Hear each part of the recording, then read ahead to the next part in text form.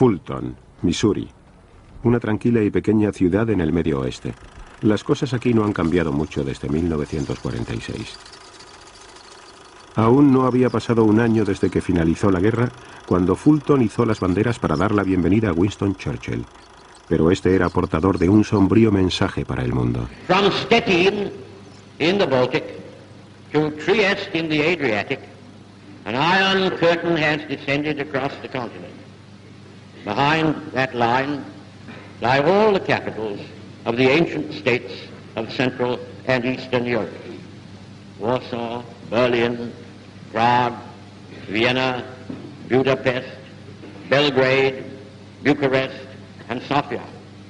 All these famous cities and the populations around them lie in what I must call the Soviet sphere. Este discurso no fue muy bien recibido en los Estados Unidos. Pensaron que era un parlamento demasiado duro. Y el presidente recibió algunas críticas por haber traído a Churchill. Es solo una muestra de cómo cambia la historia. Ahora es uno de los mejores discursos que se haya hecho jamás, porque contribuyó a prevenir al mundo del peligro que entrañaba el engrandecimiento soviético.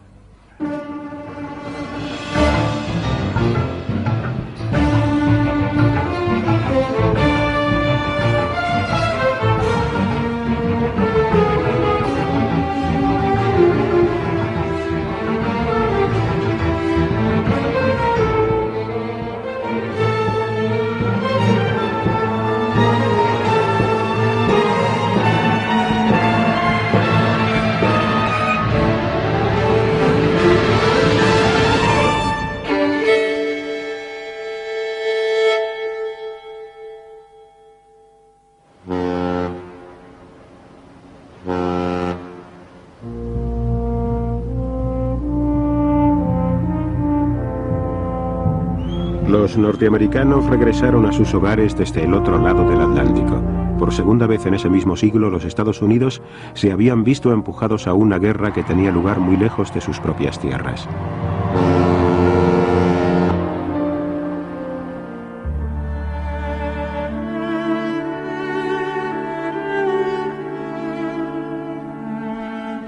$300.000 norteamericanos jamás regresaron a casa. Pero el resto volvió a un país más próspero y feliz que nunca.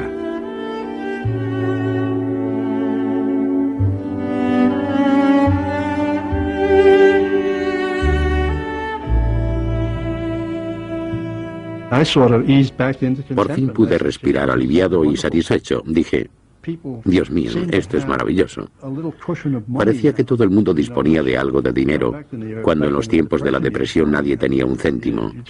Entonces solo disponíamos de lo suficiente como para poner un poco de comida en la mesa, un techo donde cobijarnos y para mantener la póliza del seguro al día.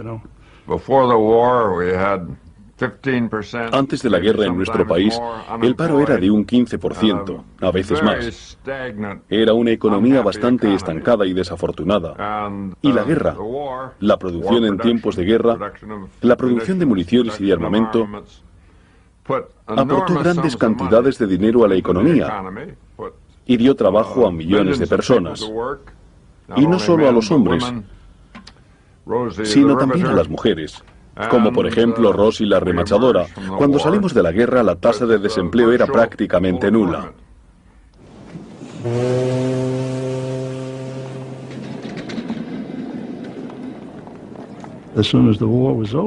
Tan pronto como terminó la guerra, las empresas se dieron cuenta de que los americanos habían estado sin coche desde antes de que comenzara el conflicto y decidieron volver a la producción de automóviles. Por supuesto, todo el mundo estaba ansioso por tener uno y además la gasolina era fácil de conseguir. Los productos de alimentación también estaban al alcance de la población. En definitiva, la economía estaba floreciendo. La guerra y las ansias por gastar, características de la posguerra, devolvieron al capitalismo americano a su anterior esplendor.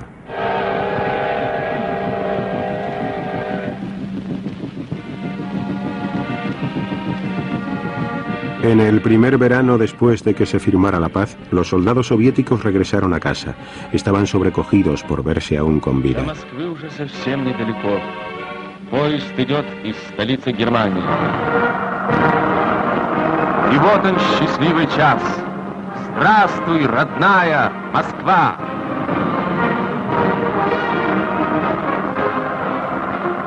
Здравствуйте, герои-победители! Entre las multitudes que les dieron la bienvenida se encontraban los afortunados que encontraron a sus hijos o maridos. Unos 27 millones de civiles y soldados soviéticos no vivieron lo suficiente para ver este día.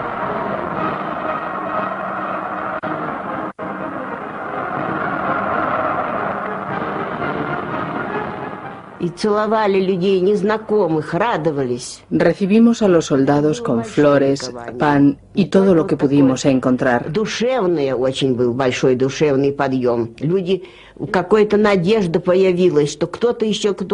Estábamos tan contentos que besábamos a completos desconocidos. Estábamos eufóricos. Incluso osamos esperar que aquellos que habían desaparecido pudieran estar aún vivos. Rusia había quedado totalmente destruida. Todo, desde la costa hasta Moscú, estaba en ruinas. Y millones de personas se habían quedado sin hogar. Por donde habían pasado los alemanes, casi 70.000 pueblos habían sido destruidos. Las ciudades se levantaban a duras penas entre los escombros. Los invasores habían acabado con las fábricas y los bloques de pisos del Plan Quinquenal, obras que Stalin había llevado a cabo antes de la guerra.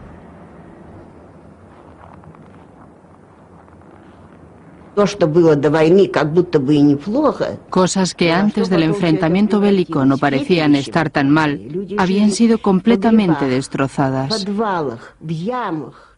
La gente vivía en las ruinas. Es imposible describir el sufrimiento. Solo podría comprenderlo quien lo haya experimentado o lo haya visto con sus propios ojos. Para los rusos, el final de las hostilidades trajo un instante de puro júbilo.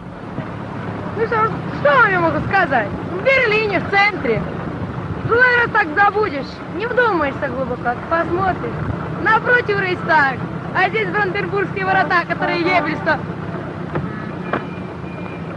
камнем, который заложил. Все равно прошли.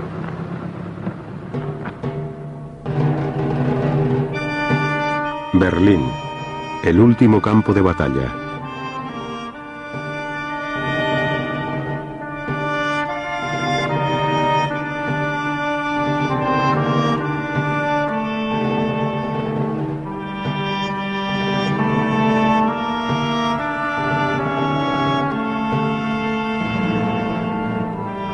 La capital del Reich de Hitler había caído ante el Ejército Rojo. Los berlineses, aturdidos, esperaron para ver qué futuro les tenían reservado los conquistadores. Pero no hubo masacres organizadas. A los supervivientes se les permitió vivir lo mejor que pudieron.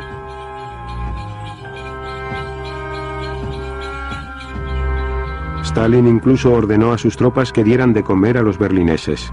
Pero los soldados saquearon las casas y por las noches daban caza a las mujeres.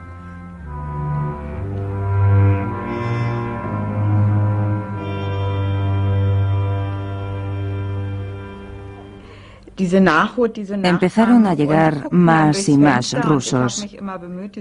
Miraron por la ventana y luego de repente uno de ellos entró. Yo estaba cuidando a unos niños. Me quitó al niño de los brazos y le dio un juguete y unos cigarrillos para que se entretuviera. Esa fue la primera vez que me violaron. Fue terrible. Después de eso no podía hablar.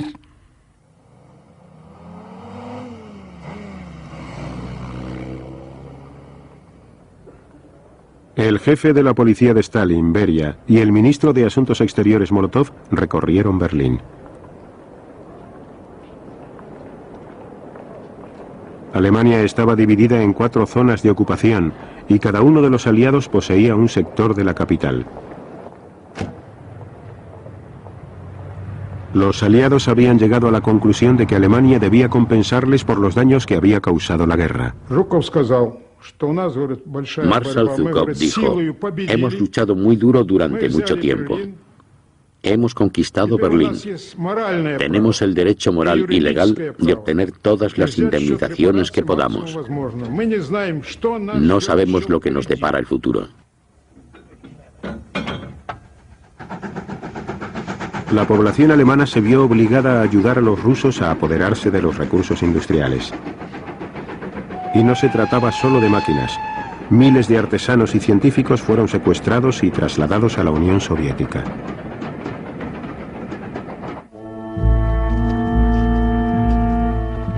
Europa Central estaba retrocediendo a la edad de las tinieblas. Era un espacio sin ley, refugio o misericordia, un continente de nómadas.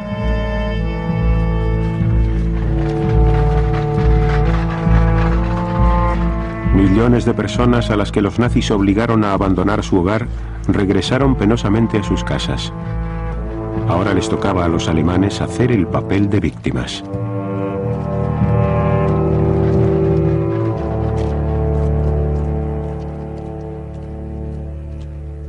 Desde el Mediterráneo hasta el Báltico, los vencedores estaban modelando Europa a su propia imagen. Polonia, la ruta de los invasores en su camino hacia Rusia, obsesionaba a Stalin. La Unión Soviética se había anexionado la parte oriental de Polonia. Como compensación, los aliados movieron las fronteras del país hacia el oeste y concedieron al pueblo polaco los territorios orientales de Alemania. Los alemanes fueron expulsados.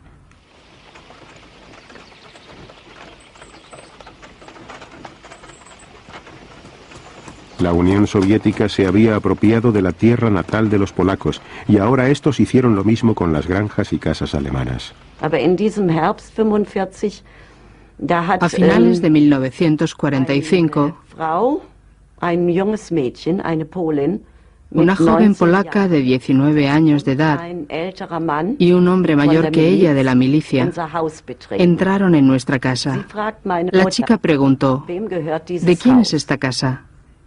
Y mi madre dijo: nuestra. Hania, que así se llamaba la chica polaca, respondió: ahora es mía. A partir de ese momento fue la casa de Hania.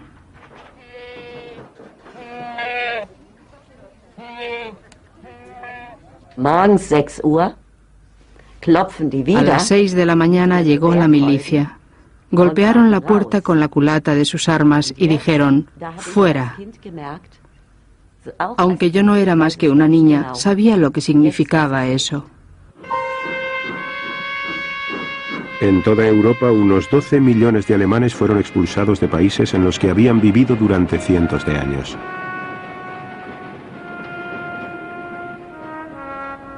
Hoy esto se conoce como limpieza étnica. En aquella época los aliados lo llamaron traslado de población y los británicos ayudaron a los alemanes a hacer las maletas.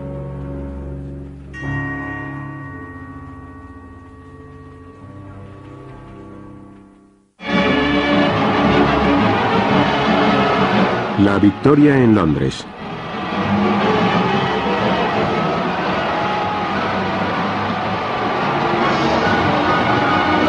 Gran Bretaña salía feliz de 6 años de guerra, pero internamente agotada.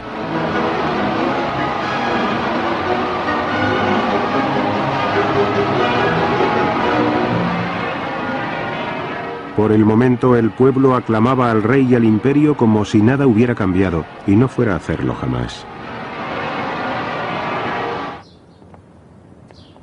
El nuevo primer ministro del rey era Clement Attlee. Los votantes británicos se habían inclinado hacia la izquierda y Churchill se quedó fuera. En la política exterior, el nuevo gobierno laborista se agarraba con fuerza a la alianza norteamericana.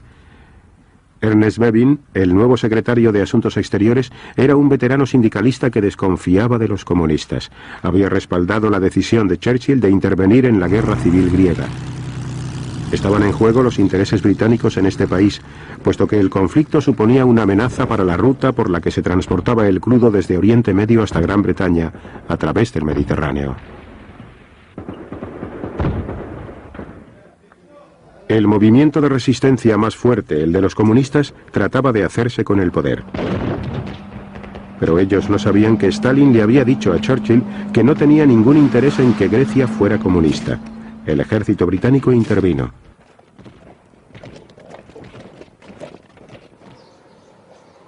La guerra civil fue larga y cruel.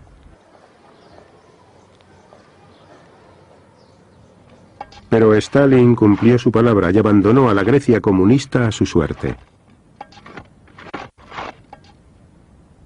Para entonces, la Unión Soviética ya dominaba a todas las naciones que lindaban con su frontera occidental. Al principio Stalin no impuso un sistema soviético a su nuevo imperio. En su lugar creó gobiernos de coalición prosoviéticos. Pero los comunistas se aseguraron de que la policía y la seguridad estuvieran en sus manos. La conferencia de Yalta proporcionó a Rusia el control sobre Europa Central. Sabíamos muy bien lo que los rusos entendían por democracia y todo eso, pero entonces éramos aliados que luchaban juntos en una guerra. No podíamos decirle a Stalin simplemente, ahora vamos a poner por escrito nuestra interpretación del término democracia occidental y tú tienes que firmarla y decir que es también tu interpretación. No podíamos hacer eso. Comenzamos a recibir cables de los representantes americanos en lo que más tarde llamaríamos los países satélites, sobre el comportamiento que las tropas soviéticas adoptaban con el pueblo de Polonia, Bulgaria, Rumanía, Yugoslavia y el resto de países. Se avecinaban problemas. Entonces, uno de los miembros más destacados del Partido Campesino de Bulgaria fue secuestrado. Simplemente desapareció. Y lo mismo les ocurrió a otras figuras que no podían tomar parte en los nuevos regímenes de las democracias populares.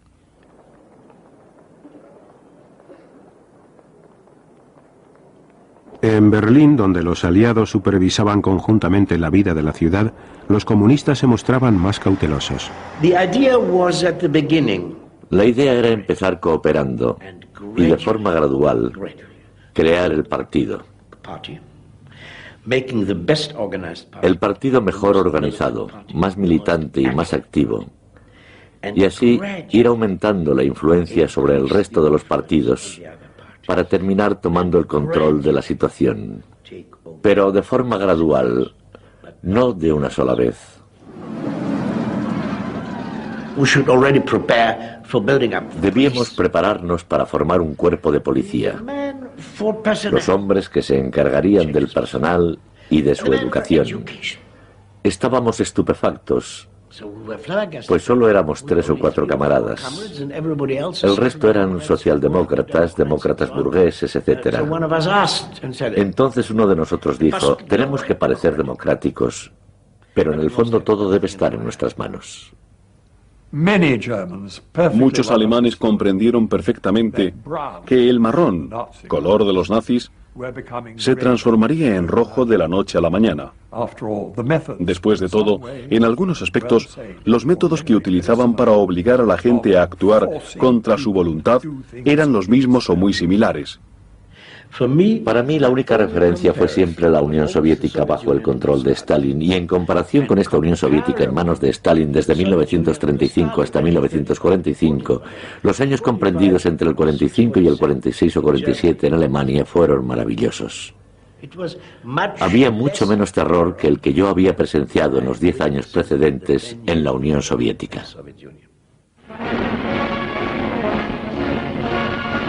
El comunismo soviético había superado la prueba de la guerra. El ejército rojo era el más grande del planeta y el general Eisenhower llegó a presentar sus respetos a la nueva superpotencia mundial. Pero Stalin temía que las potencias capitalistas le rodearan. Buscaba la traición en su propia casa. Todos aquellos que habían sido hechos prisioneros por los alemanes y que habían visto fugazmente el mundo occidental podían volverse contra él. Comenzó a detenerlos a miles y los norteamericanos sabían lo que estaba sucediendo. Teníamos una doncella cuyo marido era un prisionero de guerra. Al final le repatriaron y regresó. Fue un reencuentro increíble y la vida volvió a ser maravillosa con la familia reunida. 6 meses después le detuvieron por haber sido un prisionero de guerra alemán. Algunos estaban allí por un decreto general de Stalin. Otros eran desertores y ladrones.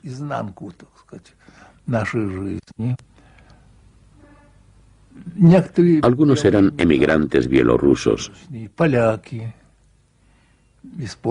y otros polacos procedentes del Ejército Nacional. Entré en un mundo totalmente nuevo. Los campos de prisioneros fueron mi universidad.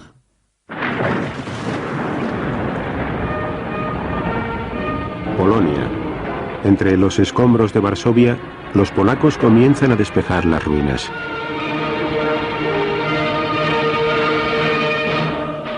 Los polacos habían combatido a los alemanes en todos los frentes, tanto al este como al oeste.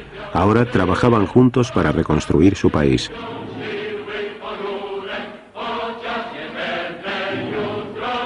Algunos se resistieron al nuevo gobierno semicomunista que les ataba a Moscú, pero otros encontraron motivos para aceptarlo y vivir con él. Para mí lo más importante era que mi madre y mi hermana regresaran de Siberia y también poder comenzar a reconstruir el país. Teníamos que asegurar nuestras fronteras, que estaban seriamente amenazadas, y mi estancia en el ejército me dio esta oportunidad.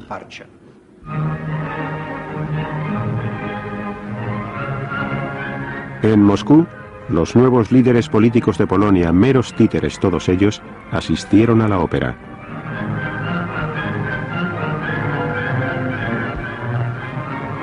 Los polacos aceptaron una alianza que les ataba a la Unión Soviética.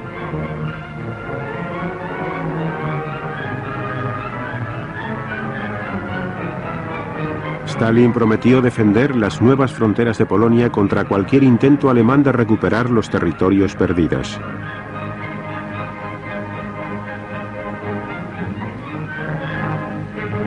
Stalin estaba en el cenit de su poder. En su presencia, sus colegas experimentaban terror. Los diplomáticos rusos, como el resto de los oficiales rusos, miembros del partido, y muchos otros, vivían aterrorizados por este hombre. Y con razón, porque si le daban una noticia que no resultara de su agrado, podían acabar en un campo de concentración o con una bala en la nuca. No resultaba nada fácil darle noticias a Stalin cuando éstas eran desagradables. Stalin se mostraba alegre y muy animado. A su lado se encontraban los invitados más importantes, el intérprete y también los invitados soviéticos.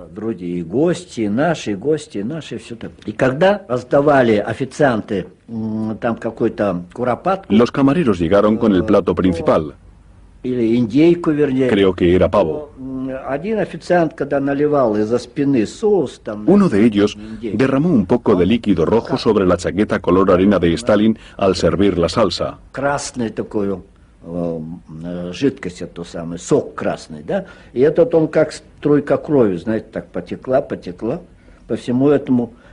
Todo el mundo dejó de comer. Estaban conmocionados por lo que pasaría después, porque las manchas parecían gotas de sangre. Pero Stalin no reaccionó y continuó hablando con la persona que estaba a su lado.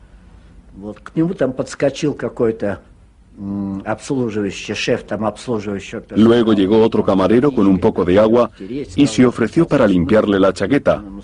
Pero Stalin dijo, no, no. Estaba absolutamente tranquilo.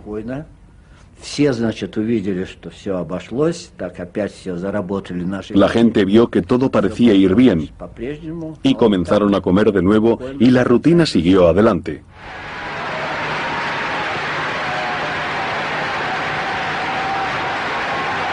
Para dar importancia a las elecciones soviéticas, Stalin hizo una gran aparición.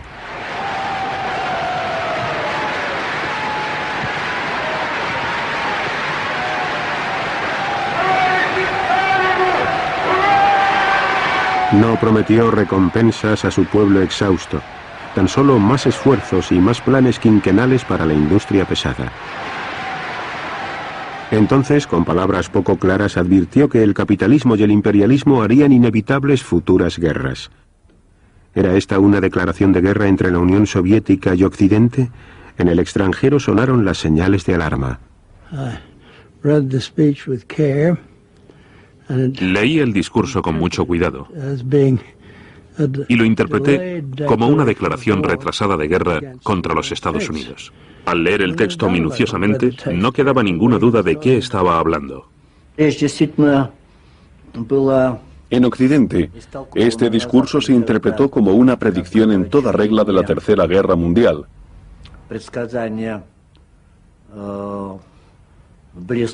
Y sin embargo, yo no creo que estuvieran en lo cierto. Stalin no dijo nada nuevo o diferente en su alocución.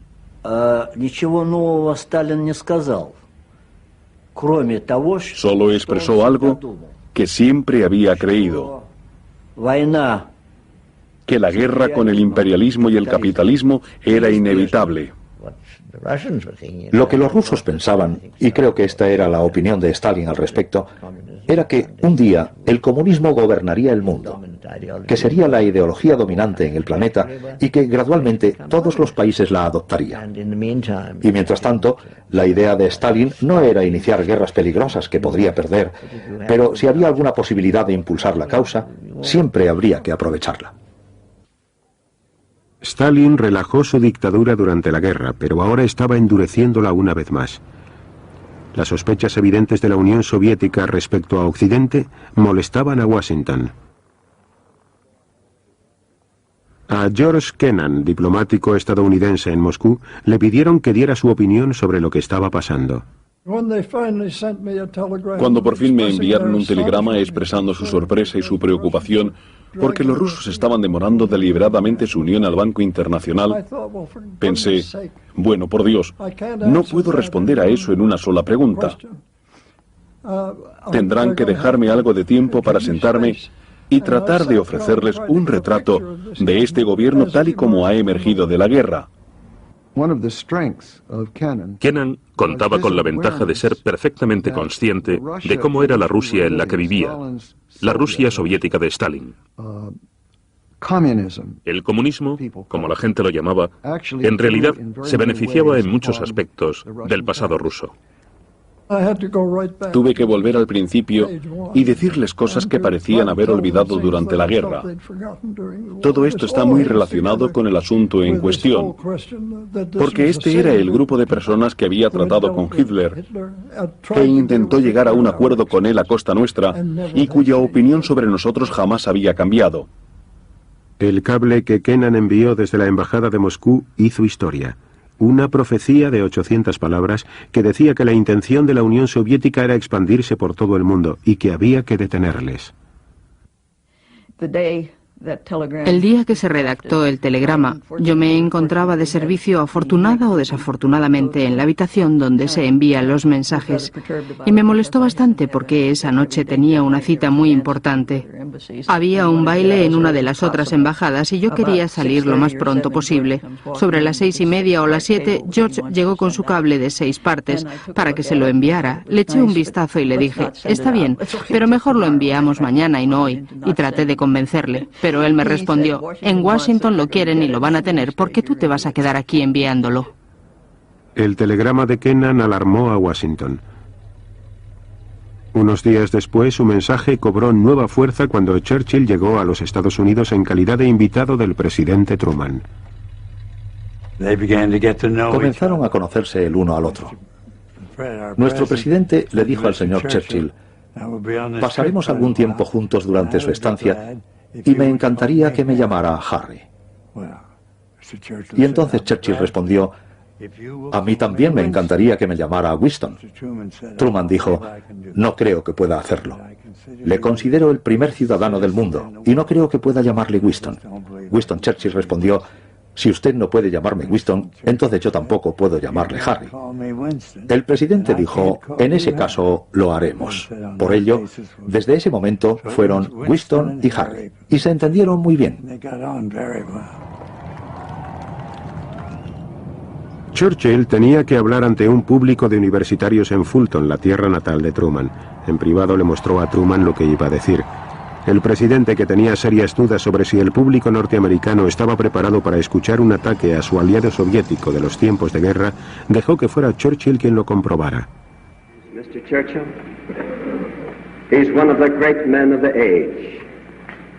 He's a great Englishman.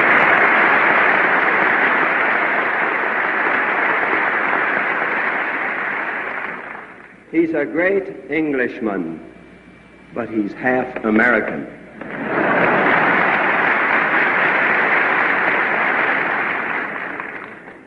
From Stettin in the Baltic to Trieste in the Adriatic, an iron curtain has descended across the continent. Behind that line lie all the capitals of the ancient states of Central and Eastern Europe.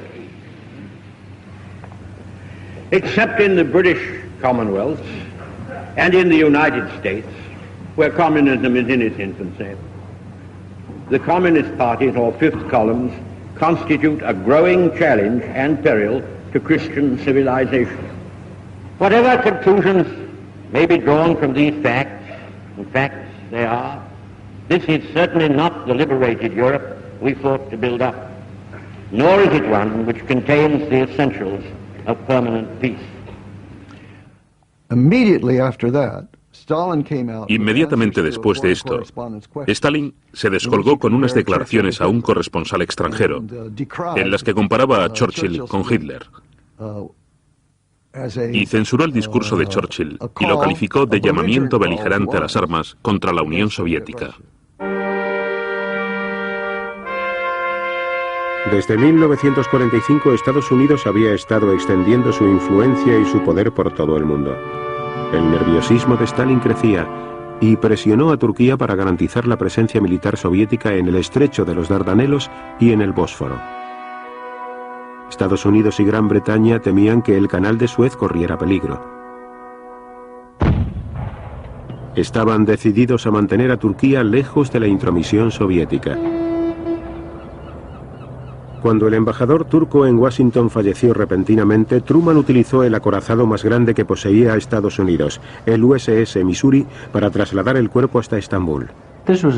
Esto fue un símbolo dirigido a Stalin. No nos presiones y no presiones a Turquía, porque si presionas a Turquía, estaremos allí.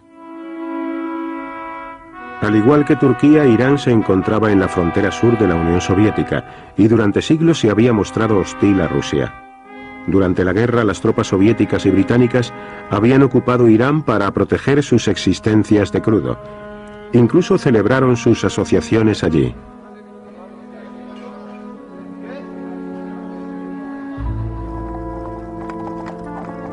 El antiguo Shah, del que se decía era favorable a los alemanes, fue destronado y le reemplazó su hijo Mohammad Reza Pahlavi. Existía un acuerdo por el cual, una vez terminada la guerra, las tropas británicas y soviéticas se retirarían. Cuando llegó el momento de que la ocupación finalizara, Stalin no quiso marcharse. Pretendía que nos quedáramos allí. Y su decisión acarreó muchos problemas. Teníamos que soportar una gran presión por parte de los británicos y, de hecho, la Unión Soviética no tenía ningún derecho legal para permanecer en ese país. Irán se presentó en el Consejo de Seguridad de las recién constituidas Naciones Unidas con su primera crisis. That's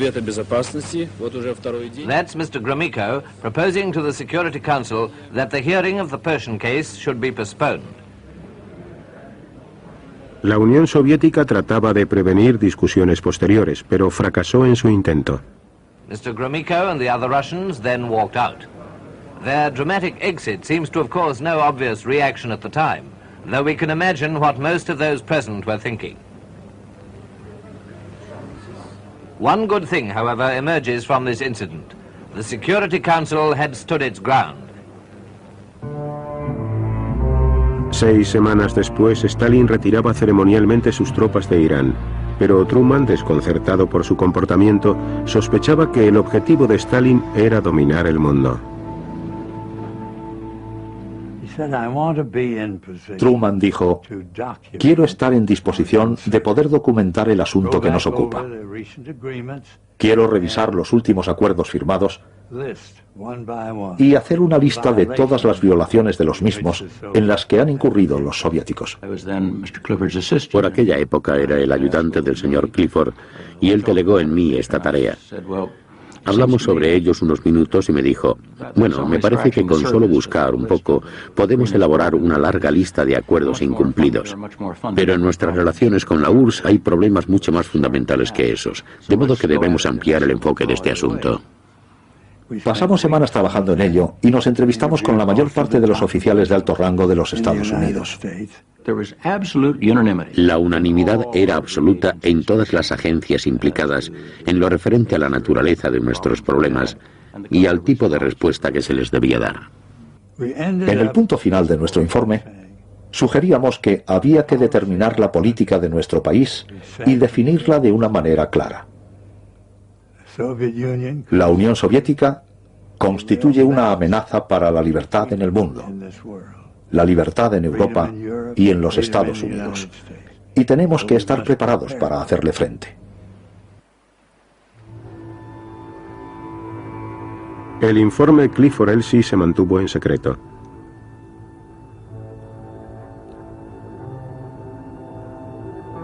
La conclusión del mismo era que una guerra contra la URSS sería más global y más horrible que ninguna de las que se hayan conocido hasta el momento. Los Estados Unidos aún tenían el monopolio de las armas atómicas. En julio de 1946 se detonaron 2 bombas atómicas en el atolón Bikini, situado en el Pacífico. La advertencia a Stalin era muy clara. A partir de este momento, todas las grandes potencias trabajaron a un ritmo frenético para mejorar sus propias armas atómicas y biológicas.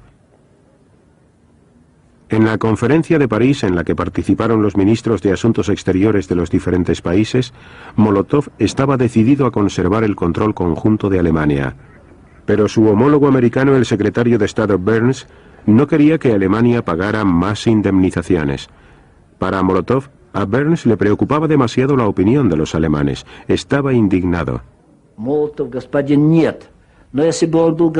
A Molotov se le conocía por el apodo de señor No. Pero si hubiera sido el señor Sí, Stalin nunca le hubiera mantenido en su puesto. Stalin necesitaba un señor No, a alguien capaz de extraer la mayor cantidad de información sobre la situación del otro bando. Molotov los exprimiría hasta el límite. Cuando agotó todos sus métodos, le llegó el turno a Stalin, que regresó y resolvió todos los asuntos con una amistosa sonrisa. En París, la alianza de tiempos de guerra se rompió definitivamente. Los estadounidenses y los británicos estaban impacientes por desarrollar economías estables en sus zonas de Alemania, sin consentir la intervención soviética.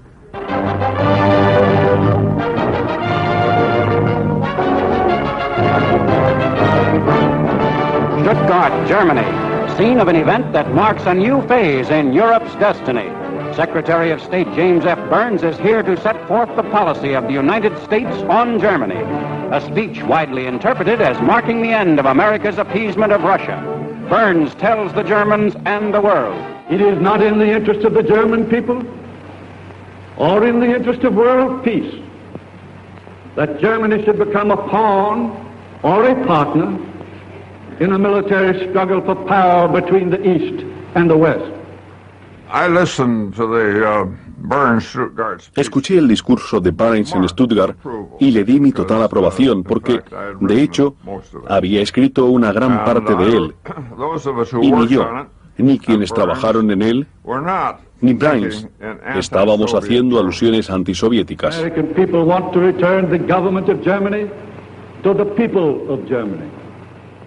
The American people want to help the German people to win their way back to an honorable place among the free and peace-loving nations of the world. En 1945 los aliados habían consentido que Polonia se anexionara a las provincias orientales de Alemania que se encuentran por encima de los ríos Oder y Neisse. Pero ahora Burns dijo que la nueva frontera no era justa para Alemania y que había que cambiarla.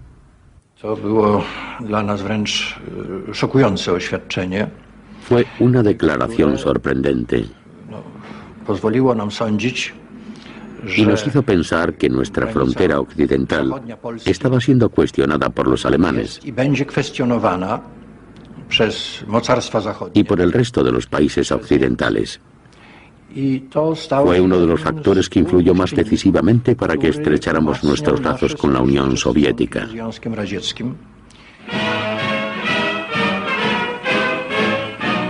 More pictures have arrived from Moscow.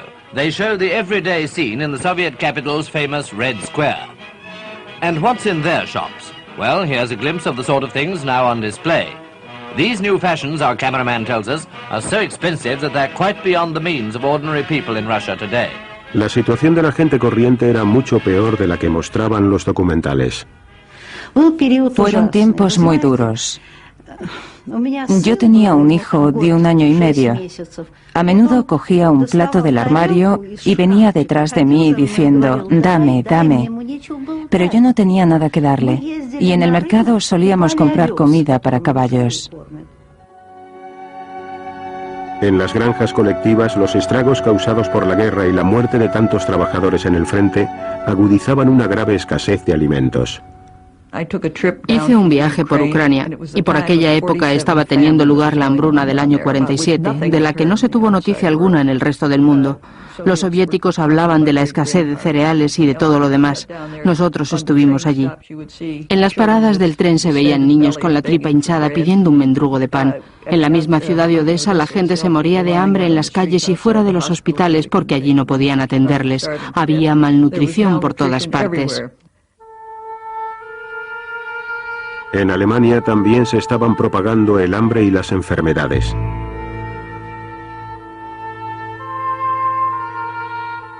Una pesadilla atormentaba a los aliados occidentales. La pobreza empujaría a los alemanes hacia el comunismo.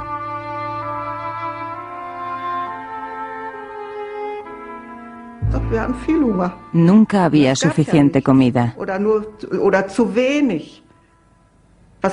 Siempre estábamos hambrientos.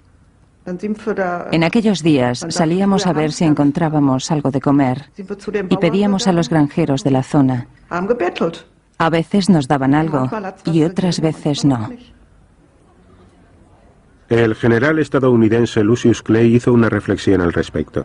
Está muy clara la elección entre ser un comunista que vive con 1500 calorías al día y ser un creyente en la democracia y tener que vivir con tan solo 100.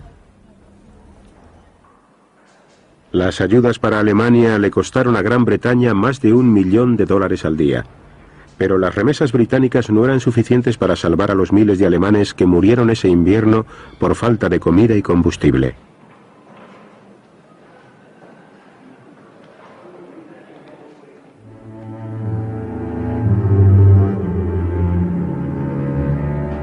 Gran Bretaña también se estaba debilitando. El riguroso invierno de 1946-47 paralizó la industria. La economía del país, minada por los 6 años de guerra, comenzaba a fallar. Se acabó el carbón, no había electricidad y cada vez se hizo más frecuente y duro el racionamiento. La gente olvida, nunca tuvimos racionamiento de pan durante la guerra, pero sí después. Y esto se debía a que estábamos enviando trigo a Alemania para que allí la gente no muriera de inanición. Fue un invierno muy duro, además. Hacía frío. Las cosechas fueron malas. La gente era infeliz. Y los comunistas estaban consiguiendo grandes logros aquí, allí y en otros muchos lugares, sobre todo en Italia y en Francia, pero también en Alemania. Los británicos ya no podían seguir con su duro compromiso en el Mediterráneo y pidieron a los norteamericanos que trataran de sacarles del atolladero. El mensaje que nos llegó era muy explícito. Decía: Gran Bretaña está retirando su ayuda económica y militar a Grecia y Turquía. Y esto simplemente se materializó, y la rama ejecutiva opinó que los Estados Unidos tenían que pasar a la acción y rápido. Las perspectivas para Europa, para los Estados Unidos y para el resto de los países no eran muy halagüeñas. En Washington, el presidente Truman se dirigió al Congreso.